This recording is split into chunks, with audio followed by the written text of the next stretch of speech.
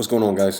So I wanted to go ahead and run through all the pairs. I'm going to start with USD Looks like we have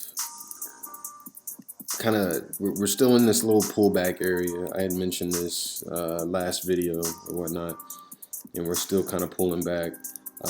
We have broken the 50 EMA yesterday, so that's kind of interesting, and we're back above it, kind of playing on it here. I don't really know what's going to happen here, but I do want to watch it because we do follow USDJPY, and there's plenty of meat on the bone there. I'm going to kind of just wait this one out. I don't even think this week there's going to be like a major move or anything, because it's pointing to the downside. And what I mean by that is the downside is limited based on where we're at overall, right? At least it seems to be limited. I could be completely wrong, and it could just crash to record lows or whatever. But I'm going to be looking at this point, since we're way down here, and be looking for something that's poised to the upside, bullish. So that's kind of what I'm looking for, and I'll kind of wait and play by ear until we have that type of setup. Okay. Let's see, USD CHF. I got a down arrow pointing, so up arrow here, then a down arrow here. Let's see exactly what happened. Okay, yeah, I see what I was doing here. We had a pretty strong pullback here. It broke 50 EMA. The previous week's downtrend is kind of in question. We're almost break even with that trade that was placed right there. So right there where the dotted line is kind of where we're at as far as that's concerned. This could be interesting. I think I'm gonna watch this and try to see if it rolls over and goes down further. Again, we're kind of low. We're really low actually, but we're higher than we are with USDJPY. You see, so this is overextended. We already came back, and this is the first pullback. And maybe that was a pullback, and we're done with it. A pullback to this 50 EMA. And so really maybe the exit was 50 EMA. Let me see what day that was, so I can really pinpoint it. That was yesterday, man. So yesterday's low, maybe that was what it was. Maybe that's where we're at. Maybe that's the extent of where we were going to go. The good thing is I had this key level kind of marked as a limit. I don't know if I would have had a limit order in right there, but the smart Jordan would have definitely gotten out right there, knowing that I'm taking a trade where we are playing the pullback. We're not looking for this thing to drop. This isn't a pyramid reversal play. This is a pullback play. You can make money on the pullback. You just get in and out. That's the difference in strategy there. Okay. Not a whole lot more than that. Anyways, still working on getting you guys that strategy booklet so that you can really see it in a different context. So that'll be coming soon. I said that last month, but now I'm a little more incentivized to push that. Anyways, yeah, that's a quick play, in and out type of thing. USDCAD. Wow, being that we wanted to get out here, I don't know. Yeah, okay, this is kind of controversial because I called this one as a down play, and we went all the way down to this area, and now we're pulling back. But we're at a key level right now, and I'm going to see how it reacts to this 50 EMA on the 4-hour. We're at a key level also on the daily chart, so kind of watch that one.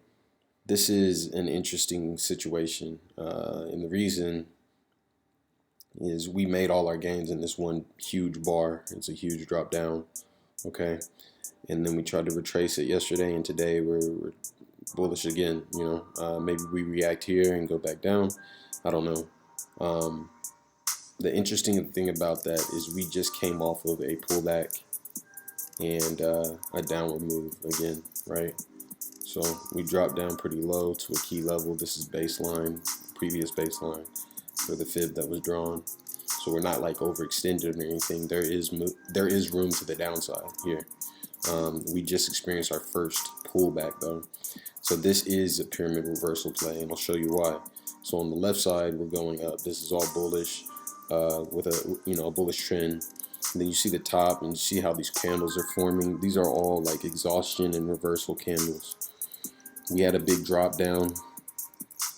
So to be honest, if you really want to catch the knife, so to speak, as it falls, we're taking this down from way up here. And our stop loss is above that area, right? So now we're super safe. It's not how that played out. I ended up trading off of this little shoulder area, which is a pullback itself. And I knew that going in. So we were kind of sideways, and then we had a pullback situation. And then I'm saying, well, I bet it's going to drop from here because we got a key level in a 618, and we did drop. Now we're kind of sideways. I'll see if we continue downwards, but I'm going to expect like a stair step style down. I don't want a big bar down. It's not usually what I'm looking for because those get engulfed sometimes, a lot of times. Whenever it's just one big drop, I seldom am looking for like one big drop. When I do get it, like on this situation, that's nice to have picked the right direction in the nick of time. But really, I want something that's, breathing, going down, stair stepping down. I'll explain that a little bit more later. But anyways, I just want something that seems a little bit more sustainable, not just one big move that the market will want to correct. Okay. 4-hour chart, we might be at a level, man. We might be at an interesting level to take down. So we might want to combo from here. Personally, I'm going to wait because it is, risk on top of risk here. It was risky to take this first trade because it's not really pulling back into a pivot area. But that is kind of how you get into the initiating trade, to be honest, is you pick a level and you just go for it. And you set your stop loss at a safe area and keep it moving. But when I'm looking for like additional combos off of this trade, I am going to be looking for a pullback to pivot and a 50 EMA. Right here might have been an entry. Obviously we'd be in the red right now, but let me show you what that would look like. Something like this.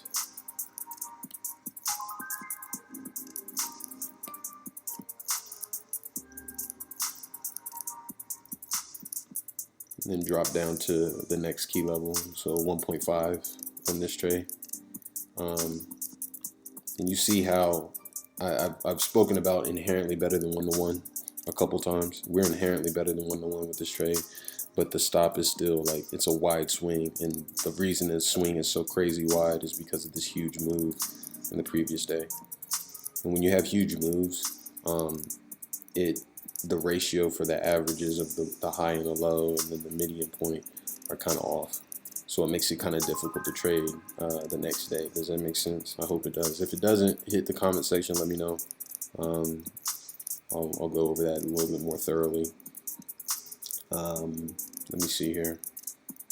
Yeah, so if I'm in this right now, then I'm still bleeding a bit, but it's still kind of a good situation to be in my opinion. Let me extend this over.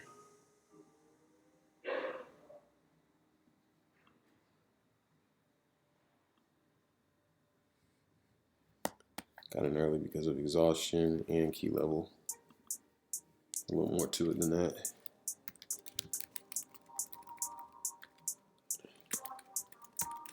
And key level and 618 fib. Okay. I think I'm going to switch. All right, we're done with this video. I'm just trying to make these a little bit more bite-sized, so it's not so much of a chore to sit through the entire thing. All right. I'll catch you guys on the next video.